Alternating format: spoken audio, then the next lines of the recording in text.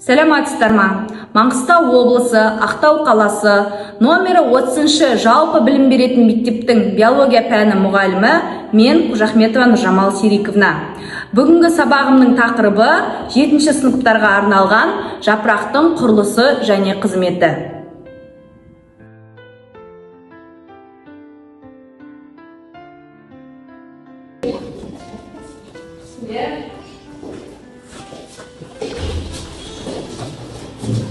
Сәлеметсіздер ма, оқушылар? Сәлеметсіздер. Отырыңыздар. Жақсы, онда жақсы көңілмен бүгінгі сабағымызды бастаймыз. Оқушылар, бүгінгі көңіл-күйіміз қалай? Жақсы, онда бүгінгі сабағымызды бастаймыз. Бүгін жан-жағымыздың барлығына не көріп тұрмыз? Жапырақ, иә? Яғни өсімдікке жапырақ не үшін керек?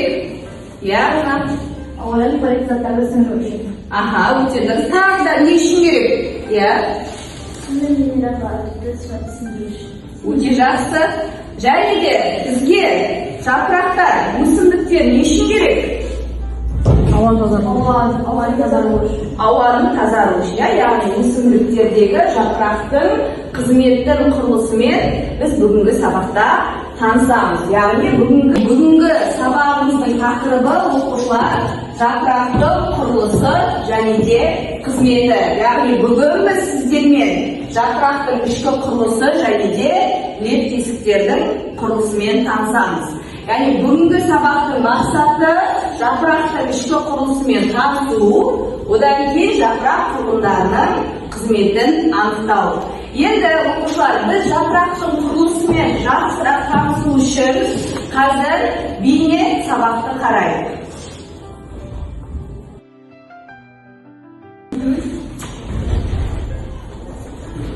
Жақсы, оқушылар, яғни бүгін біз жапырақтың құрылысымен танысамыз. Ең бірінші бізде өсімдік екі жолмен қоректенеді. Ол ауа арқылы және де минералды тамыр арқылы. Ауа арқылы ол жапырақ арқылы қоректенеді. Яғни жапырақтың сыртқы құрылысы дегеніміз жапырақтың алақаны және жапырақ сағағы. Енді жапырақтың дәл ортасынан бөліп, жапырақтың ішкі бөлігін қарайтын болса, бізде жапырақ мінекей қараймыз, үстіңгі эпидермистен және де астыңғы эпидермистен құралады. Осы үстіңгі және астыңғы эпидермистің ортасында бізде бағаналы жасушалар және де кеуекті жасушалар болады. Жалпы бұларды біз паренхима жасушалар деп атаймыз. Немесе негізгі ұлпаның фотосинтездеуші жасушалары. Енді бағаналы жасушалар көріп тұрмыз, бізде жасыл түсті және де мына жерде фотосинтез процесі жүретін хлорофиллдеріміз бар. Яғни фотосинтез дегеніміз ол өсімдіктің неорганикалық заттардан органикалық заттарды синтездеу процесі. Сол фотосинтездің нәтижесінде өсімдік бізге оттегіні бөліп береді. Енді мынау астына қарайтын болсаңыз, кеуекті жасушалар бағаналы қарағанда аралары алшақ орналасқан.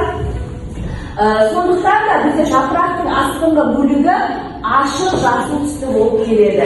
Бұл жерде не деп отырмыз? Хлоропласт жасушаларын.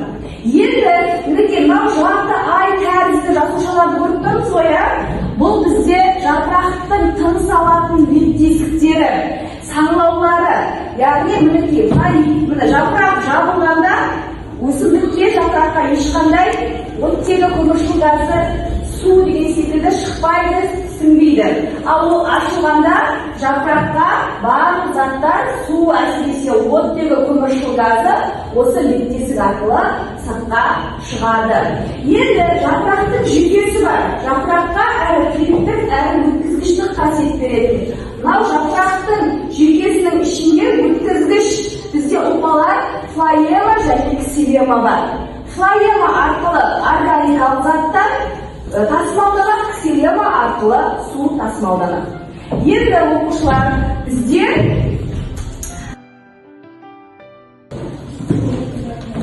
енді жасанды интеллект арқылы біз жапырақтың құрылысын өз сыныбымызда да көре аламыз.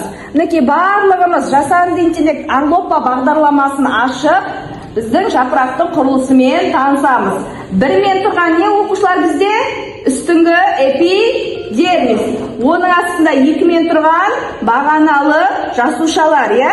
Одан кейін астыңғы эпидермис және беспен тұрған не?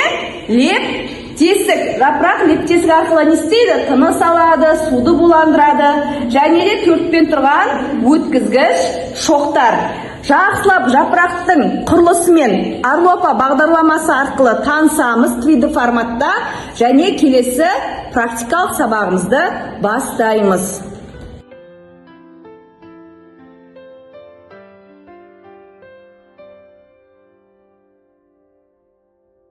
Оқушылар, біз жапырақтың құрылысымен таныстық. Сонымен Мади, жапырақтың құрылысы қандай жасушалардан тұрады екен? Өте жақсы, жарайсың. Әрі қарай мөлдір тағы да қандай құрылымдары бар жапырақтың? Тыныс алатын және артық суды буландырып шығаратын леп-тесіктерден тұрады. Өте жақсы. Жақсы, әрі қарай жанды тағы қандай бөліктерден тұрады? Өткізгіш шоқтар және судан қоректенетін нәрсе. Яғни су мен не тасымалдайды? Қоректі заттарды тасымалдайды. Жақсы. Оқушылар, әрі қарай біз жұптық жұмысымызды бастаймыз. Бірінші практикалық жұмыс. Яғни бұл жұмыстың мақсаты жапырақтың маңызды құрылымын, яғни леп-тесікті қараймыз, оның қызметін түсіндіресіздер. Енді жұмыс барысында, қазір мен жұмыс барысын түсіндіремін. Бұл тапсырмаға 2 ұпай беріледі. Бірінші, леп-тесікті микроскоп арқылы анықтайсыздар. Екінші, леп-тесіктің ашық немесе жабылу болу себептерін атайсыздар. Енді практикалық жұмысты бастайық. Оқушылар, бүгінгі тапсырмаларды бағалау үшін топ басшысы бағалау парағына сіздердің ұпайларыңызды жазып отырады. Ұпайды әр тапсырмаға дескриптор беріледі, сол дескриптор бойынша бағалайсыздар. Түсінікті ғой, иә? Енді оқушылар, практикалық жұмысты бастамас бұрын ең бірінші қолымызға перчаткамызды киеміз. Бізге қажетті құрал жабдықтар: ең бірінші микроскоп, су, түссіз лак, скотч, канцелярлық пышақ, пипетка, және де жапырақтың үлгілері, және де бізде қағаздан салфетка қажет. Осы құрылғыларды пайдалана отырып, қазір біз жапырақтың леп-тесігін қараймыз. Ең бірінші жұмысты бастамас бұрын біз жапырақты аламыз. Жапырақтың астыңғы бетіне жұқалап түссіз лагымызды жағамыз. Жақсы, оқушылар, енді практикалық жұмыста жапырақты алып, астыңғы бетіне лаг жағамыз. Түгел мұқият қараймыз. Қазір өздеріңіз жасап, жапырақтың леп-тесігін анықтайсыздар. Мінекей, лакты жағып алдық. Енді осы лактың кепкенін 5 минут күтеміз.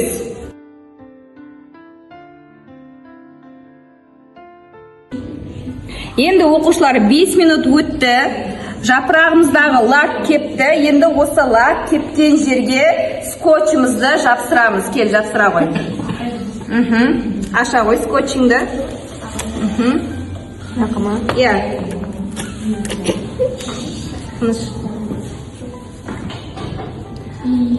Скотчты жақсылап жапсырып, ауа қалмайтындай етіп, үстінен жапсырамыз. Мінекей скотчты кесе ғой. Жарайсың. Мінекей жақсылап скотчты жапсырдым. Түгел қараймыз. Ауа қалмайтындай етіп жапсырамыз. Енді скотчымызды жаймен аламыз. Назаттық шынын ұста сен. Мінекей. Скотчымызды алғанда, скотчымызға біздің астыңғы эпидермисіміз жабысып шықты. Мінекей. Заттық шыныға жапсырамыз. Жақсылап тұрып, заттық шыныға жапсырамыз. Енді осы заттық шыныны микроскопымызға қоямыз. Леп-тесікті анықтаймыз. Енді оқушылар, препаратымыз дайын болды. Біздің леп тесігіміз микроскоппен қарағанда ұлғайтып, анық көрініп тұр. Леп тесігі, яғни жарты ай тәрізді жасушалар ортасында саңылау түзеді. Ол саңылау арқылы біздің өсімдік тыныс алады, өзінің бойындағы артық суды шығарады. Енді қазір сіздер дәл осылай өздеріңізге берілген жапырақтардан өсімдіктің леп тесігінің саңылауын табып, оның ашық немесе жабық екендігін анықтап, қандай жағдайда ашық, қандай жағдайда жабық болатынын айтасыздар. Барлығымыз бірінші практикалық жұмысты дәл осылай жасаймыз.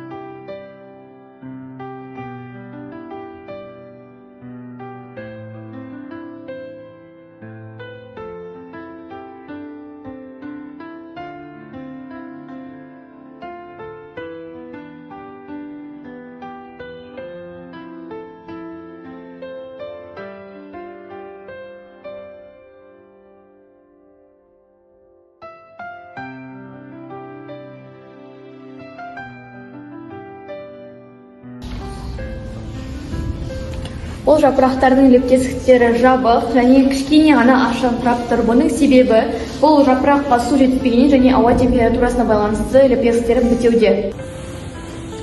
Жақсы ғибадат, не байқадың? Бұл өсімдіктің леп тесіктері ашық, себебі су жеткілікті. Өте жақсы, яғни су жеткілікті болғанда леп тесіктер артық суды не істейді? Сыртқа буландырады, я? Жақсы, келесі топты қарайды.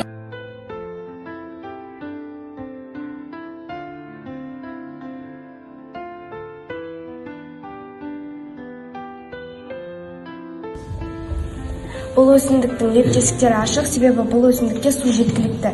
Оттегін бөліп шығарып, көмірқышқыл газын тұтатады. Өте жақсы, жарайсың. Көрінді ғой, леп тесіктерің? Жақсы, жарайсың. Енді дескриптор бойынша топ басшылары бірінші практикалық жұмысты бағалаңыздар. Келесі екінші практикалық жұмыс. Бұл жұмыстың мақсаты жапырақтың жүйкесіндегі өткізгіш ұлпаларды, яғни флоема мен ксилеманы анықтаймыз.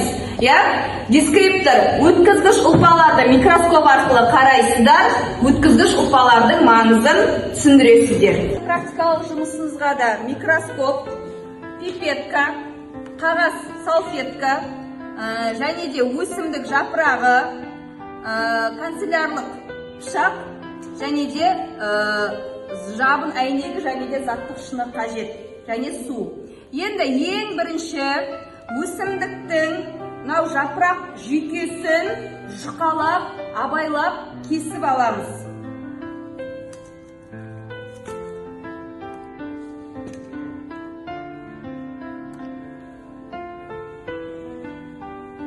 Жұқалап кесеміз.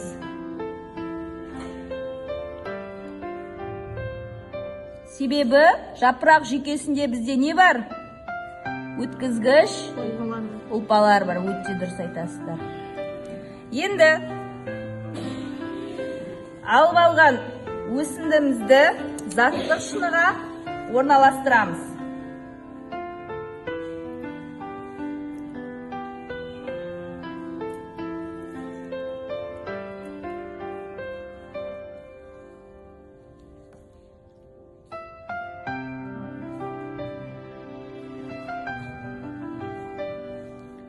Азғантай су тамызып жібереміз.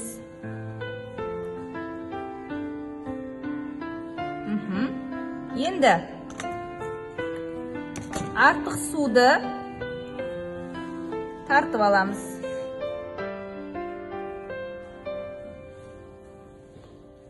Енді абайлап жабын әйнегімен жабамыз. Мінекей жабын әйнегін жаптық. Жабын әйнекті жапқаннан кейінде артық суларын аламыз. Енді микроскопқа препаратымызды қоямыз.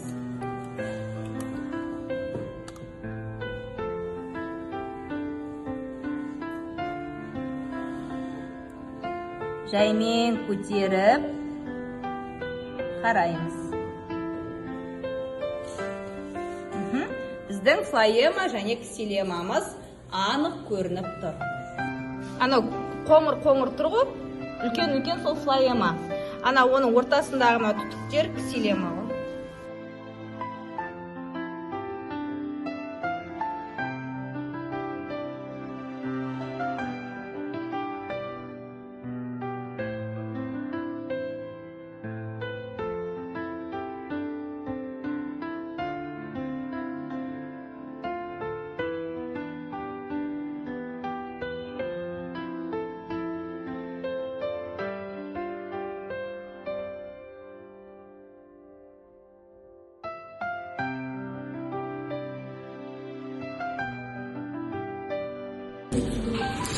Biz mikroskop arqali o'tkir olpani ko'rdik. Ksilema suvni tasmallaydi, al floema qo'riqli zotlar tasmallaydi. Ksilema janjalda жұлдызша tәрізді болып тұрады, al floema ортасында тұрады. Арнайы өткізгіш ұлпалар бар, оның ішіндегі суды өткізетін түтікші мен бөлек тәрізді үстікшілер анық көрінеді. Енді оқушылар практикалық жұмысымыз аяқталды. Осы практикалық жұмыс бойынша топ басшылары бағалаймыз. Келесі жеке жұмыс, яғни квизис тестін орындаймыз. Түгел телефондарымызды шығарып, QR кодты теріп, тест тапсырмасына кіреміз.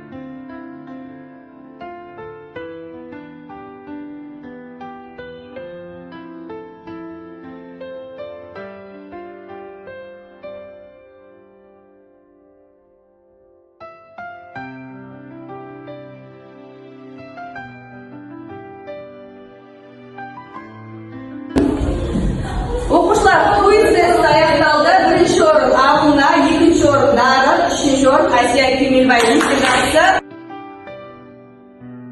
Енді оқушылар фотосинтез процесінің ашылуына өз үлесін қосқан Тимирязев атамыздың сіздерге жолдауы бар, тыңдайық. Өз тапсырмамды әр топтағы екінші оқушыға беремін.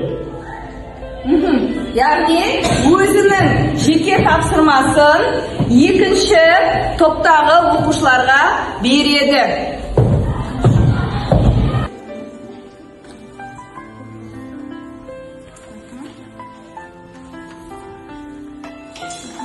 Біздің екі топқа, бірінші және үшінші топқа топтық тапсырма жұмыс. Бірінші топ алдарыңызға берген құралдардан жапырақ жасушаларындағы паренхиманы модельдейсіздер, яғни бағаналы және қандай жасушалар кеуекті. Үшінші топ лепкесі пен жапырақ жүйкесін алдарыңыздағы берілген материалдардан моделін жасайсыздар. Дескриптор жапырақ құрылыстарын дұрыс модельдеу, әр құрылымның қызметін сипаттайсыздар.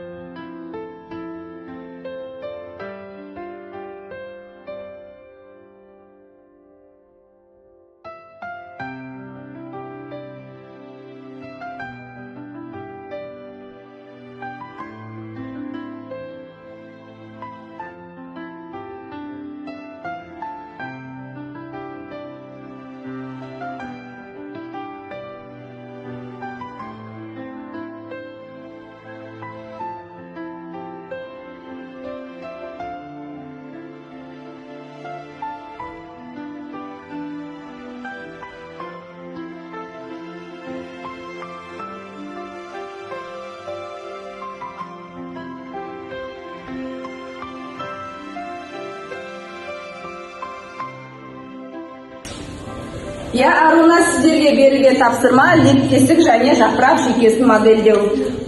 Бірінші біз лептесікті бейнеледік. Бұл жерде ортасындағысы саңылаулар. Ал екіншісінде жапырақ жүйкесі, сырты флоема, ортасы ксилема. Флоема бұл бізде қорек заттар тасымалдаушы, ал ксилема суды тасымалдаушы. Өте жақсы. Рахмет, отыра қойыңыздар. Келесі бізде үшінші топтың тапсырмасы. Бұл бізде бағаналы алыны кеуекті. Кеуекті әрқашанда астында тұрады, ал бағаналы үстінде тұрады. Ал бұл біздің өткізгіш Шоқтар, иә? Бұлар фотосинтезге жатады. Қатысады, иә? Жақсы, бізде бірінші топтың моделі дайын, яғни бағаналыны және кеуектіні модельдеді және оны сипаттады. Жақсы, рахмет, өте жақсы. Енді оқушылар, келесі тапсырма бізде сіздерге ағаш түрлері беріліп тұр. Жапырақтың орташа ұзындығы сантиметрмен және де осы ағаштардан жылына өндірілетін оттегі мөлшері беріліп тұр. Сұрақ: қай ағаш түрінің жапырағы оттегін ең көп өсіруге ықпал етеді және неге? Аруна, айта ғой. Емен ағашы өте көп оттекті шығаруға ықпал етеді. Себебі ұзындығы 20 сантиметр, ал ұзындығы үлкен болған сайын оның лептесіктері көп болады. Және оны жылына өндіретін оттек мөлшері өте көп болып тұр. Жақсы. Тағы да оқушылар, қосатындарыңыз бар ма? Барлығыңыз Арунамен келісесіздер ме? Жақсы. Жақсы оқушылар, енді бүгінгі сабағымызға кері байланыс жасау үшін болашақта қолданамын атты сіздерге бүгінгі алған білімдеріңізді болашақта қалай қолдана аласыздар? Бүгінгі сабақ түсінікті ме? Бірінші топтан Димаш, айта ғой. Мен осы сабақта үйренген білімімді болашақта гүл өсіру жағдайда қолданамын. Өте жақсы, рахмет. Келесі топтан, екінші топтан айта ғой, бүгінгі біліміңді қай жерде қолдана аласың? Мен бүгінгі сабақта алған еңбегім тақырыбында ауылға болашақта егін егуге барғанда қолданамын. Өте жақсы. Бүгін жапырақтың құрылысымен таныстық, иә? Жақсы. Келесі, айта қойыңыз. Айт болады. Мен осы сабақта жапырақ туралы көп заттарды білдім. Жапырақ жұқа болғанымен ішінде не болатынын білген жоқпын. Және де осы сабақта білдім. Егін еккенде пайдалы, осыны қолданатын боламын. Гүл өсіргенде, ауылда да үйіміз бар. Жапырақ туралы дым-дым етеміз. Жақсы, рахмет. Тағы да, Жаңыр. Мен осы сабақта жапырақтың ішкі құрылысын және де қалай көрсету керек екенін білдім. Жапыраққа өте көп мөлшерде су керек, бірақ оны судың өз мөлшерімен құю керек. Ал егер өз мөлшерімен құймасақ, өсімдігіміз түкке жарамай қалады. Жақсы, рахмет. Жақсы оқушылар, осымен біздің сабағымыз аяқталды. Енді мен сіздерді бағалау үшін топ басшылары маған бағалау бетшелерін бере қойыңыздар. Иә. Алып келе қойыңыздар. Жақсы, бүгінгі сабаққа өте жақсы қатысқан бізде Аруна 10 ұпай, Темелбай Асия 8 ұпай, Ғаділбек Мансұр 7 ұпай, Дарын Дінмұхамед 7 ұпай. Келесі Әбілхайыр бізде 7 ұпай, Қуанғали Серік Ғибадат 8 ұпай, Мадил 9 ұпай. Келесі бізде Жаннұр Мөлдір өте жақсы қатысты 10 ұпай, Шырын 8 ұпай. Жақсы, рахмет оқушылар. Бүгінгі сабағымыз аяқталды. Үйге осы жапырақтың суды буландырғанда қандай тасыс жүреді, соған эссе жазып келесіздер. Сау болыңыздар. Сау болыңыз.